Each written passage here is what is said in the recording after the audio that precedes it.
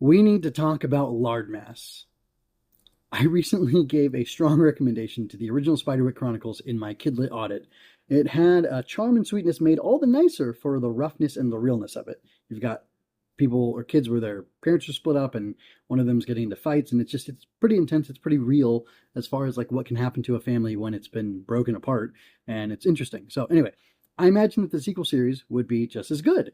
But book one of Beyond the Spiderwick Chronicles has given me some pause. I'm now rethinking recommending the series at all, either series really, because it's a little rough in some ways that I did not expect, and I was surprised by.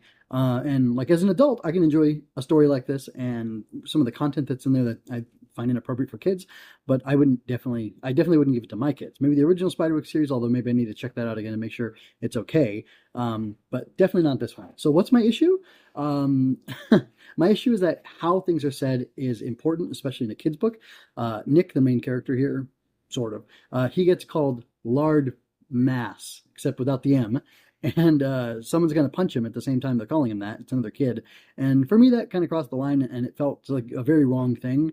And like I was the fat kid in school. I'm firmly in dad bod territory right now.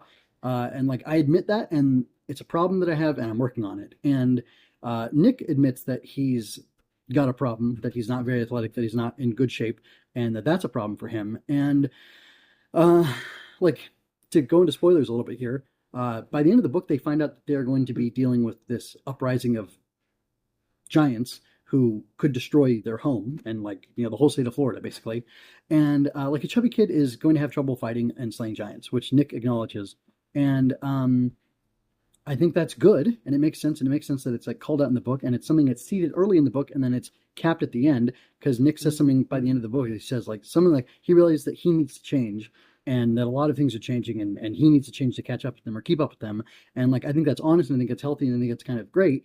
But like having a kid call him Lard Mass is it's too much. He could have been called Lardo, Fatso, Wide Load would have been better.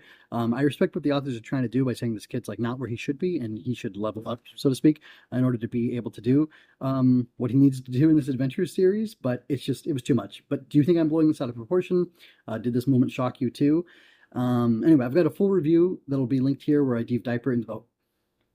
where I dive deeper into the whole book and talk about my full thoughts on it. And I also talk about my book Mocking Mayhem, which I think is a great alternative to this because it doesn't go that, it's as severe in certain ways, but it doesn't go as far as like the language is concerned. And I think that's a better way to do things, especially for kids, because it's a kid's book.